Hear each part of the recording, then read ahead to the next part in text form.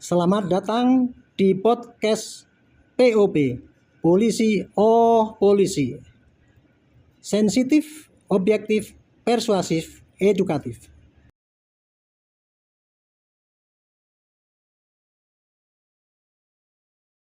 Selamat menyaksikan.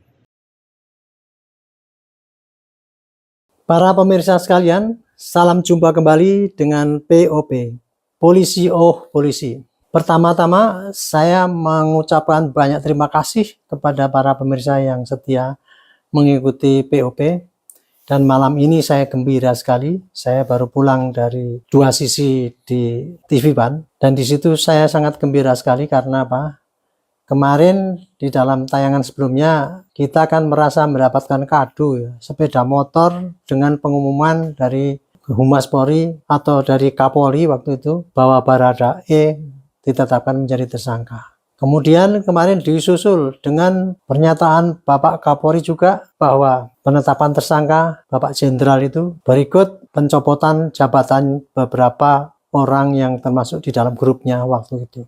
Malam ini Humas Polri didampingi Dirbidum Polri mengumumkan bahwa setelah diperiksa Bapak FS dan mengaku bahwa melakukan tindakan pembunuhan yang direncanakan. Dan pengumuman yang kedua, pembubaran Satgasus.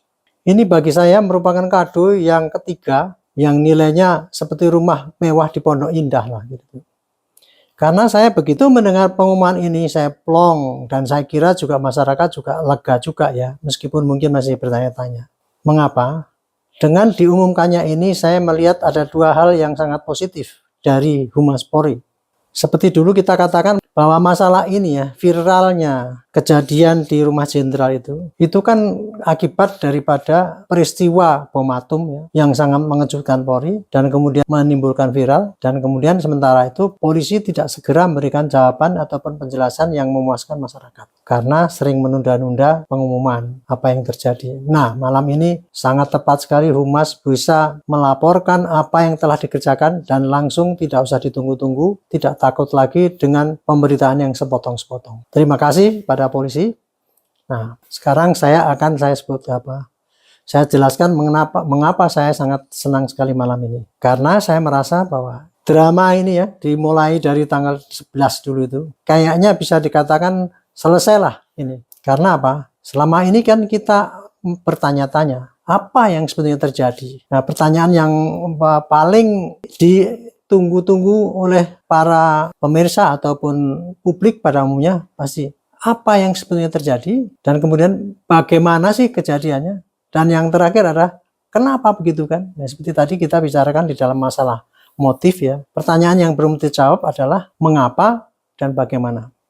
Nah, dengan pengumuman tadi oleh Humas Polri kita sudah terjawab sudah tuh dua, yaitu mengapa dan kemudian bagaimana, meskipun belum semuanya terjawab. Baik, sebelum saya akan membahas itu secara dalam, pertama-tama ya, tadi waktu kita membicarakan motif ya, saya sampaikan begini, motif itu adalah alasan mengapa berbuat kan, dan motif itu adalah unsur subjektif, sedangkan unsur objektifnya adalah bagaimana terjadinya. Nah, malam ini sudah diumumkan, pendek tapi sudah sangat bermakna, yaitu bahwa Bapak FS setelah diperiksa mengaku bahwa beliau merencanakan pembunuhan dengan anak buahnya dan melakukan pembunuhan kepada Brigadir Polisi Yosua. Kemudian caranya dengan menggunakan tembakan. Dia menyuruh ajudannya untuk menembak. Dan ajudannya menurut keterangan dari pengacaranya dan juga kemarin dari keterangan yang sebelumnya dikatakan yang bertindak adalah Bapak Bos dan kemudian yang menembak saya karena terpaksa saya disuruh. Itu sudah cukup clear ya, menunjukkan motif. Nah, di dalam pembuktian seperti kemarin kita sebutkan ya, motif itu dibutuhkan apabila dengan hasil-hasil berita acara yang dibikin oleh polisi itu dianggap kurang meyakinkan hakim. Apabila itu sudah cukup meyakinkan hakim, maka motif itu tidak perlu digali lagi. Nah, di sini di dalam problem ini yang masih diperbincangkan oleh publik kan kemudian motifnya apa? Tadi waktu diskusi di TV One, pengacaranya juga masih menuntut, menerangkan masih banyak sekali yang disampaikan mengenai masalah laporan-laporan yang mendiskreditkan kliennya gitu ya. Jadi kemudian banyaklah masih yang dipertanyakan itu. Tapi kemudian saya pikir ya, dengan adanya pengakuan tadi yang disampaikan oleh Humas Polri bahwa Bapak FS itu mengakui malah merencanakan yaitu dengan anak buahnya untuk membunuh Brigadir Polisi Yosua karena kehormatannya merasa terinjak-injak oleh Brigadir Yosua. Jadi kalau menurut pandangan saya ya, pengalaman saya, dengan hanya memuat keterangan-keterangan yang telah disampaikan oleh Barada E, kemudian keterangan yang disampaikan oleh Bapak Bos itu, dan kemudian disambung dengan yang dulu, yang ada dua, saya lupa siapa namanya itu, yang sudah jadi tersangka, yang merupakan pembantu ataupun ajudan daripada Bapak Bos itu kiranya sudah cukup meyakinkan hakim lah bahwa memang itu bukan 338 tapi perencanaan pembunuhan, karena ada yang merencanakan yaitu bapak itu mengakuinya, dan kemudian siapa yang diajak, anak buahnya, kemudian bagaimana melaksanakannya, yaitu tadi Barada yang menembak tapi dalam tekanan oleh Bapak Bos itu gitu. Jadi kalau ditinjau dari untuk pembuktian, maka penggalian motif, maksud saya untuk kelengkapan berita acara itu sudah mungkin kurang diperlukan lagi. Makanya saya tadi bilang bahwa setelah ini kira-kira sebulan bisa langsung selesai itu P21 pasti. Artinya P21 itu diberkas, dilengkapi, nanti dikirim ke kejaksaan. Apabila dibaca, kalau lengkap saya kira itu sudah cukup untuk menyampaikan tuntutan pembunuhan yang direncanakan. Karena unsurnya sudah jelas. Kita tadinya ya, sanksi apakah ini bisa apa tidak, karena menggantungkan pada kesaksian kan. Kita harus menggali kesaksian lagi dari Barada E yang dulunya berubah-ubah kan gitu kan. Dulu mengatakan tembak-menembak, ternyata diakui bahwa yang melakukan adalah bosnya, tapi saya melakukan karena di bawah tekanan. Itu kan udah clear. Nah, apalagi dengan pengakuan dari Bapak itu sangat jelas, dan berkas ini sudah komplit menurut saya, bisa langsung segera diberkas. Jadi menurut saya tidak perlu lagi menunggu bagaimana otopsi kedua dan sebagainya itu. Wong itu sudah meninggalnya kan sudah jelas, gampang. Dari otopsi yang pertama juga jelas itu meninggal karena tembakan itu. Itu kira-kira ya makna daripada pengumuman dari Humas sore tadi ini. Saya sangat menyambut gembira dan plong karena apa? Setidaknya ya, Humas sudah mendengarkan saran kita untuk menyampaikan perkembangan situasi day by day, hari demi hari. Apa yang dikerjakan sampaikan pada publik. Tentunya ya dipilah-pilah mana yang kira-kira penting dan harus disampaikan atau yang tidak. Jangan berkutat kepada itu nanti mengganggu penyidikan lah, itu nanti membahayakan lah dan sebagainya. Nanti akan disampaikan di pengadilan. Nah itu sudah, saya kira ini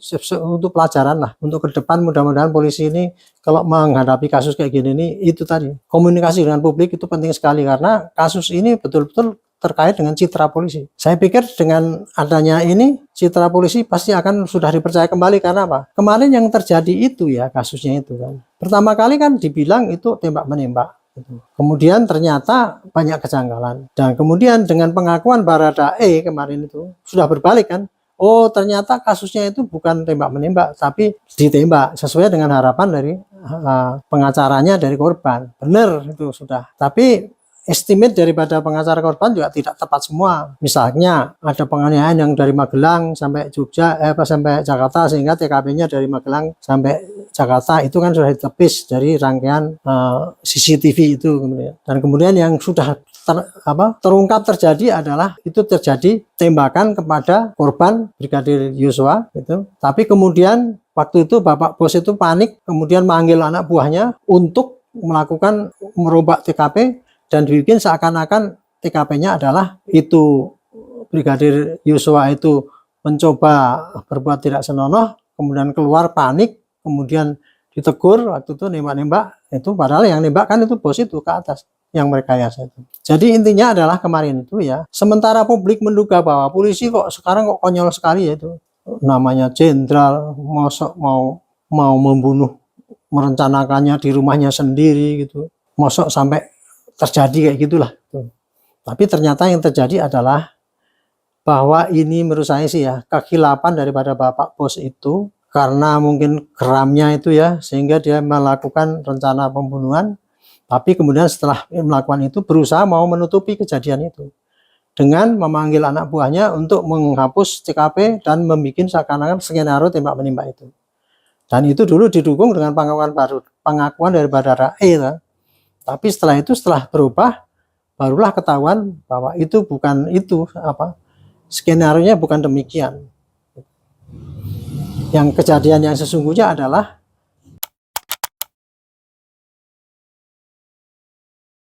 sepulang dari Magelang, bos kita itu merasa jengkel sekali dengan Brigadir Yosua itu, dan kemudian dia manggil anak buahnya untuk merencanakan pembunuhan dan dilaksanakan. Yang melaksanakan adalah Barada E di bawah tekanan Bapak Bos, dan kemudian dibikin rekayasa itu. Jadi sekarang tugas tim sus itu sudah berhasil, karena dulu kan ketika tim sus itu dibikin kan ada dua kemungkinan. Kalau kita pakai laporan yang pertama itu, skenario yang dibikin-bikin itu arahnya begitu kan, bahwa itu seakan-akan pelecehan, kemudian panik, kemudian tertembak, korban meninggal. Tapi itu kan sudah nggak perlu lagi nggak perlu diteruskan karena itu sudah jelas rekayasa. Nah, kemudian tinggal laporan daripada korban inilah yang terus didalami oleh tim khusus. Dengan melalui pendalaman itu ternyata dalam waktu singkat dituntun oleh pengakuan dari Barada E yang bahwa dia yang mengatakan pelakunya adalah bosnya, kemudian dia karena terpaksa akhirnya dilanjutkan dengan pemeriksaan kepada bos, dan kemudian alhamdulillah itu langsung ngaku gitu dan menerangkan. Saya kira ini suatu hal yang mukjizat ya menurut saya. Saya kemarin masih berpikir-pikir alangkah sulitnya mencari pembuktian motif itu tadi, pembuktian direncanakan itu tadi. Ternyata dengan mudah, karena apa? Dapat penjelasan dari pengakuan Barada E, ditunjang pengakuan langsung daripada yang bersangkutan, yang itu Bapak Bos itu. Makanya saya sangat berterima kasih bahwa ini sudah terjadi ya, sehingga kemarin apa yang kita bayangkan ngeri ya ini, karena akan berkepanjangan tuh, ternyata selesai. Nah, kemudian bagaimana dengan yang laporan yang dulu itu mengenai pelecehan, kok tadi diprotes sama pengacara korban. Dulu kan ngomong di sini bohong di Jakarta, kemudian sekarang kejadiannya itu terjadi di Magelang katanya itu. Nah, saya kira masalah-masalah kebohongan itu tadi kan terbuka. Kejadiannya sebenarnya adalah bapak itu kalap ataupun mangkal sekali, kemudian melakukan perencanaan membunuh Brigadir Yosua itu. Nah, adapun motifnya, kalau menurut saya untuk ini bagi para penyidik itu tidak perlu lagi digali, karena sudah cukup alasan yang ada itu untuk memberkas, sudah cukup untuk dikirimkan ke pengadilan. Nah, sehingga saya memperkirakan tadi sebulan selesai. Nah, kemudian untuk kasus yang tadi perbuatan tidak senonoh tadi, seperti dari pertama kita katakan ya, bahwa itu kan didalilkan ya bahwa terjadi percobaan, kemudian saksinya kan teman Ibu Putri itu kan, dan kemudian saksi pelakunya meninggal dunia. Ya sudah, kasus itu di SP3 selesai enggak. Terus kemudian ada dalil ini mengakunya adalah karena kejadiannya di Magelang, itu nggak perlu lagi didalami kan, karena yang dikerjakan oleh tim khusus ini kan bagaimana dimulai dari laporan polisi korban, bunyinya adalah korban ini dianiaya atau dibunuh atau bunuh direncanakan. Nah, ini sudah terbukti ini. Itu. Jadi untuk laporan polisi yang dilaporkan oleh korban sebagian sudah terbukti. Kalau mengenai HP hilang dan sebagainya itu saya kira sih itu nggak penting banget lah itu. Gitu. Karena itu memang HP itu dulu diambil oleh penyidik katanya, tapi kan oleh timnya Pak FS itu. Gitu. Jadi itu juga mudah terbukti kan gitu kan. Jadi secara singkat ini ya, apa yang dulu dibayangkan ya, bahwa polisi itu kok seburuk itu gitu ya. Karena kok melakukan penyidikan seperti itu, kemudian seperti saya dulu kan saya kritik dengan keras, kok polisi kok sebodoh itu gitu ya. Itu dulu kan karena yang mengerjakan ya tim siluman itu cepat-cepat bikin rekayasa, akhirnya ya nggak sempurna, bukan karena kejahatannya gitu. Kalau kejahatannya sih ya seperti itu, tapi ternyata mudah dibuktikan setelah yang disuruh merekayasa itu tadi mengaku gitu. Dan di sini saya sangat berterima kasih karena dengan pengungkapan ini terkuaklah ya bahwa selama ini bahwa polisi dituding, digeneralisasi bahasa akan-akan kita tuh melakukan penyidikan seperti itu. Ternyata bukan kan, itu hanya ulah satu orang ya, yang kalap kemudian membunuh dengan berencana pada anak buahnya itu, tapi kemudian mau direkayasa gitu. Sehingga penyidikan yang awal itu yang merusak TKP itu bukan standar daripada penyidikan Polri. Tapi kan beritanya di luar kan udah kayak gitu, polisi mosok sebodoh itu, kayak gitu. Termasuk saya dulu dalam memberikan komentar gitu kan, maksud saya tuh saya mengkritisi ini alangkah bodohnya yang bikin skenario itu gitu. Saya bilang itu STK aja nggak tamat itu kalau untuk penyidikan reserse kayak gitu.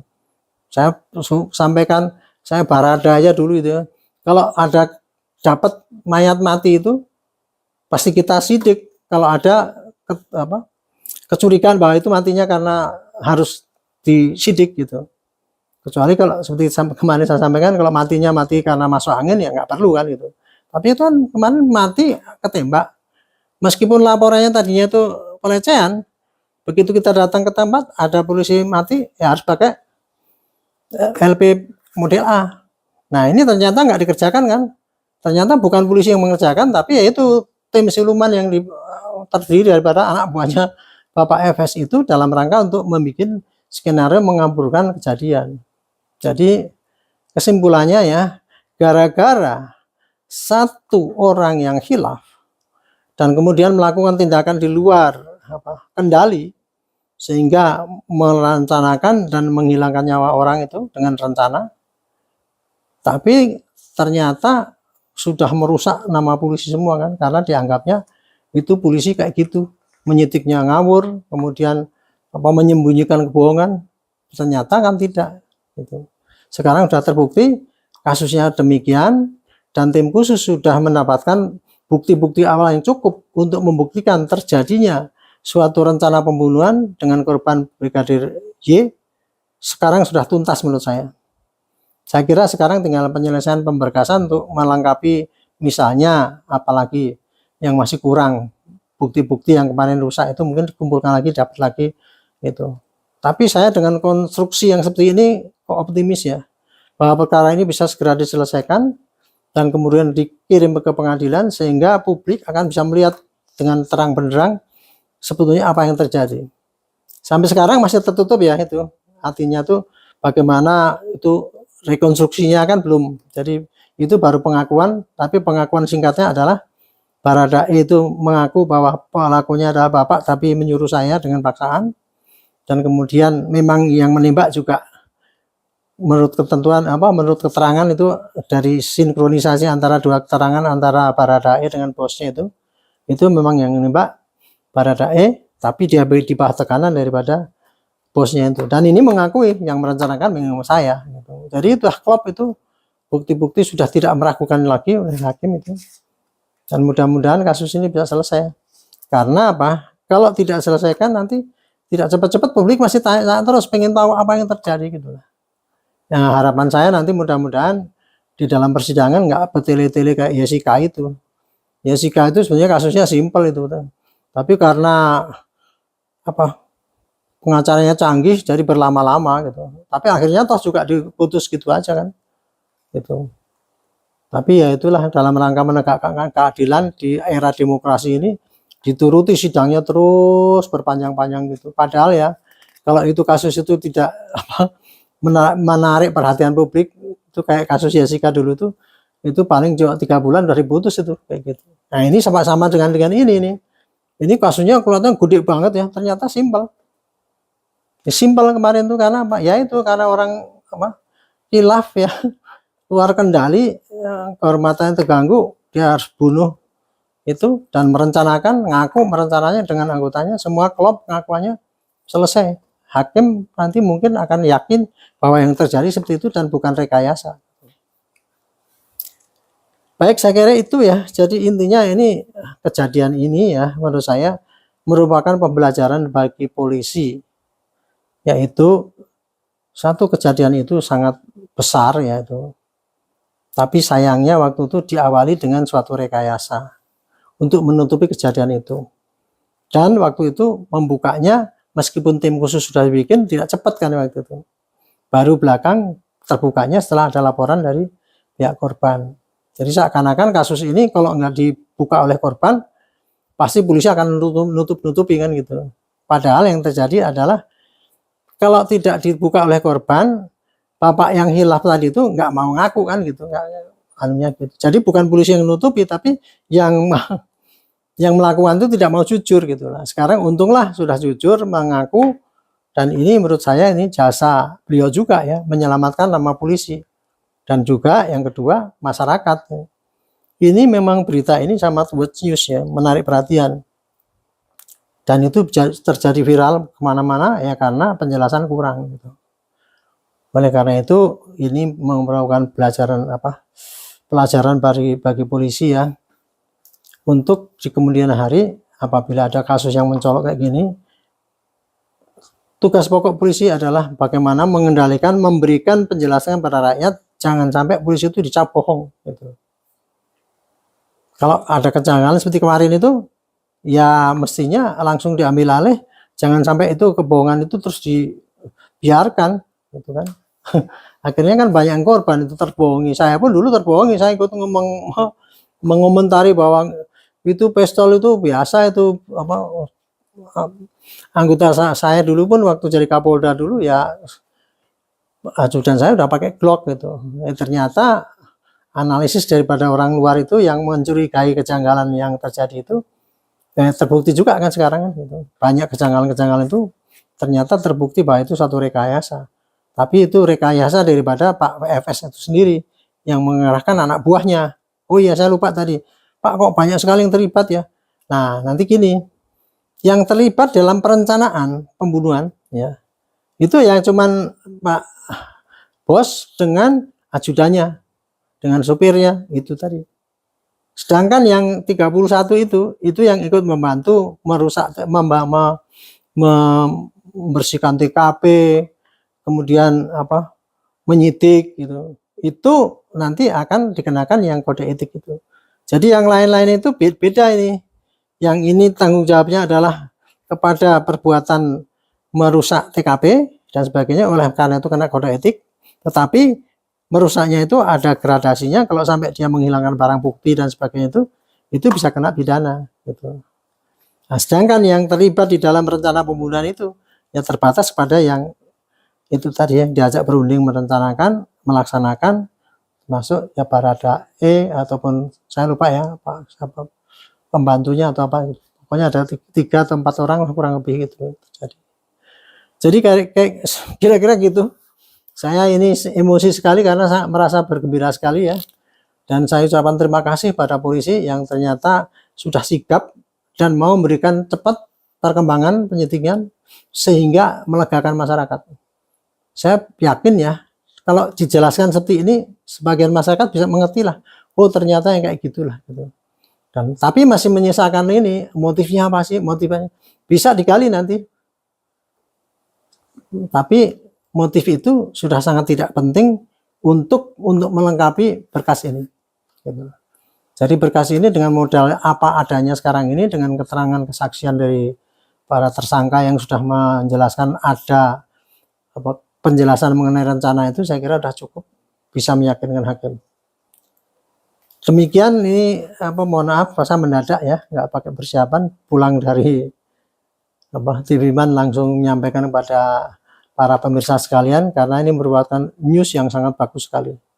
Dan saya menghargai para polisi juga, dia maulah mendengar saran kita, dan mudah-mudahan ini dipakai untuk di kemudian hari untuk memperbaiki komunikasi polisi dengan masyarakat, dan juga pembelajaran kepada masyarakat bahwa news yang kayak gini ini pasti akan menimbulkan viral lah beritanya. Maka masyarakat juga harus bisa memilah-milah kira-kira viral ini berdasarkan dari kenyataan yang ditutupi oleh polisi, atau viral ini berdasarkan dari analisis masing-masing menurut pandangan masing-masing, sehingga mungkin bisa membingungkan masyarakat. Marilah kita kawal terus polisi kita, mudah-mudahan ke depan bisa lebih baik lagi dan tidak sampai terjadi seperti sekarang ini, hanya tindakan dari satu orang dan kemudian mengerahkan bawahannya untuk menutupi kejadian itu, akhirnya menimbulkan geger, hampir polisi itu habis namanya, tapi alhamdulillah masih tertolong dengan pengakuan Baradae, dan kemudian ditutup dengan pengakuan Bapak Pos yang mengakui perbuatannya itu. Mudah-mudahan ke depan kita masih bisa bekerja sama untuk mengawal polisi kita. Terima kasih. Mohon maaf apabila ada yang kurang berkenan. Sampai jumpa lagi di dalam POB berikutnya. Mohon bantuan subscribe, like, dan share. Sampai jumpa.